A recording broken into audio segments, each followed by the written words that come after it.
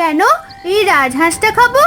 হায় রে কপাল, গত বর্ষায় মেয়েটা ইলিশ খেতে চেয়েছিল, দিতে পারিনি। মেয়েটাকে আমার কাছে দিয়ে যা, কাজের মানুষ হিসেবে রাখবো না হয়। ওপরওয়ালা, এখন তুমিই ভরসা। আরে বোঝো না কেন, এই পানিতে সব তলিয়ে যাবে। বাবা, হাঁসের মাংসটা কিন্তু আসলেই অনেক মজার।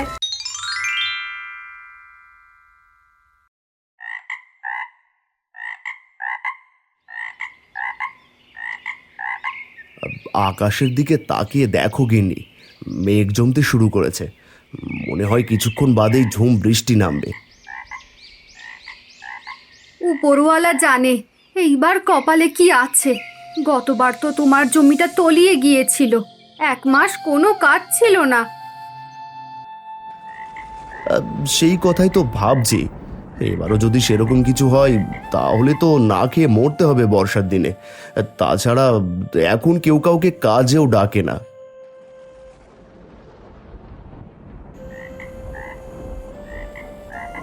বাবা, তুমি অত চিন্তা করো না তো, সব ঠিক হয়ে যাবে, দেখো। তোর মুখে ফুলচন্দন পড়ুক রে মা, কিন্তু চিন্তা তো হয়। ঘরে চাল ডাল নেই, হাতে একটাও টাকা নেই। বর্ষাটা যে কিভাবে পার করব। দেখি উপরওয়ালা যা করে। গতবার মেয়েটা একটা ইলিশ মাছ খেতে চেয়েছিল, এনে দিতে পারেনি। বুকের ভেতরটা একবারে ফেটে গিয়েছিল। এবার যে কি হবে। আমার কিচ্ছু লাগবে না বাবা, তুমি থাকলেই হবে।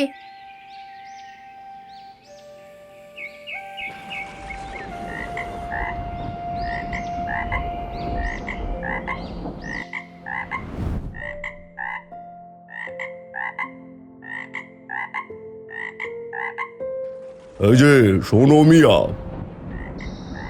জি মালিক, কিছু বলবেন? আকাশ ভালো না, বৃষ্টি নামবে মনে হচ্ছে।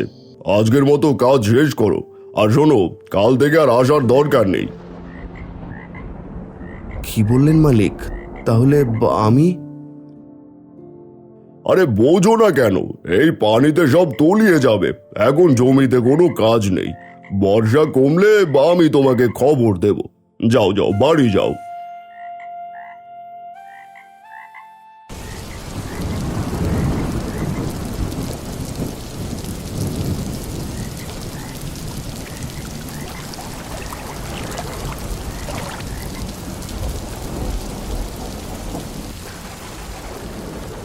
হায় রে কপাল, গত বর্ষায় মেয়েটা ইলিশ খেতে চেয়েছিল, দিতে পারিনি।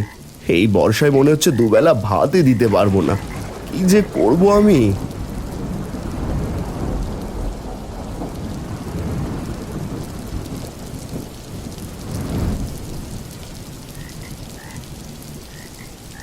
সারা বেলা মাছ ধরেও কৃষক কিছুই পায়নি।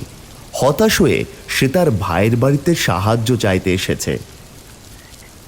ভাই, বাড়িতে আছিস?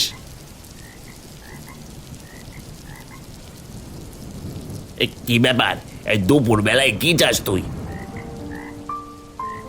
ভাই, খুব বিপদে পড়ে তোর কাছে আসলাম। হাতে কোনো কাজ নেই, ঘরে খাবার নেই। যদি কিছু। ও, তাহলে টাকা চাইতে এসেছিস? দেখ, আবার নিজেরই সংসার চলে না, আর তার উপর এই বর্ষার দিন রোজগার করে খেতে পারিস না। যা যা যা, এখান থেকে যা, আমার কাছে কিচ্ছু নেই। ভাই, খালি হাতে ফিরিয়ে দিস না, মেয়েটা না খেয়ে আছে। আমি কি করব? মেয়েটাকে আমার কাছে দিয়ে যা, কাজের মানুষ হিসেবে রাখবো না হয়। আর তাও তো করবি না, যা ভাগ এখান থেকে।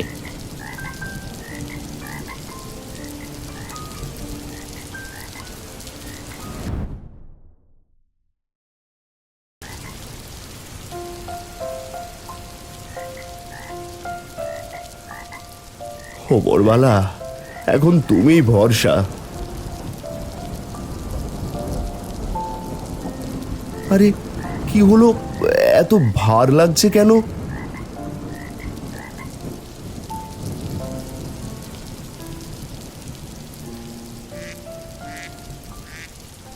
আহারে, পাটায় তো দেখি ভালোই চোট পেয়েছে। তোকে তো আর মারতে মন চায় না। চল তোকে বাড়ি নিয়ে যাই, দেখি যদি সারাতে পারি।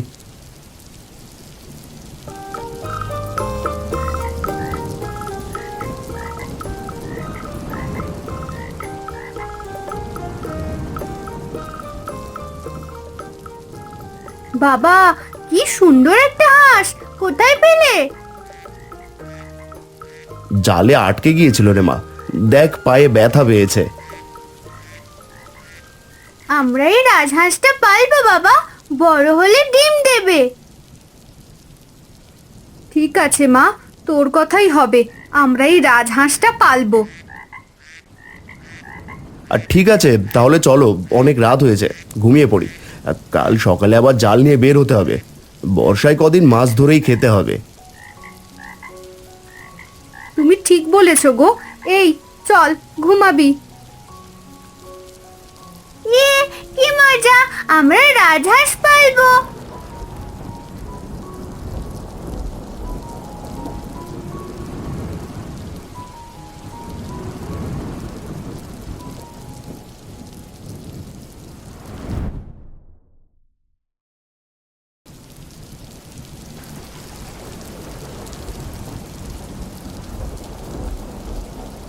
বাবা বাবা, দেখো না রাজহাঁসটা কেমন করছে, মনে হচ্ছে অনেক অসুস্থ, বাঁচবে না।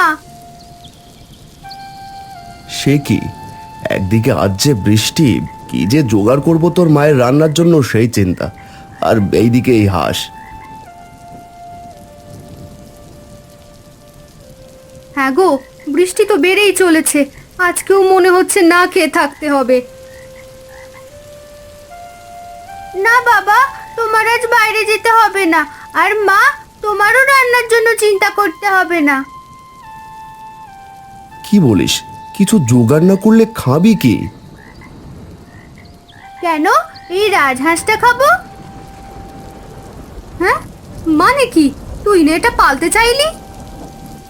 চেয়েছিলাম তো, কিন্তু দেখো না হাঁসটা কি অসুস্থ হয়ে গেছে, মনে হচ্ছে বাঁচবে না, মরে গেলে তখন ফেলে দিতে হবে। তাই বলি কি মা, তুমি আজ হাঁসের কষা মাংস রান্না করো। হ্যাঁ গো, শুনেছো মেয়ের কথাটা, তুমি কি বলো?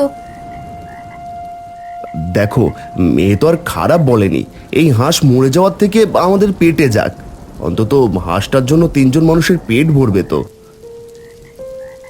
হ্যাঁ মা, তাছাড়াও কতদিন হলো হাঁসের মাংস খায় না, সবাই তো বর্ষায় ইলিশ মাছ খায়, আমরা না হয় হাঁসের মাংস খাবো।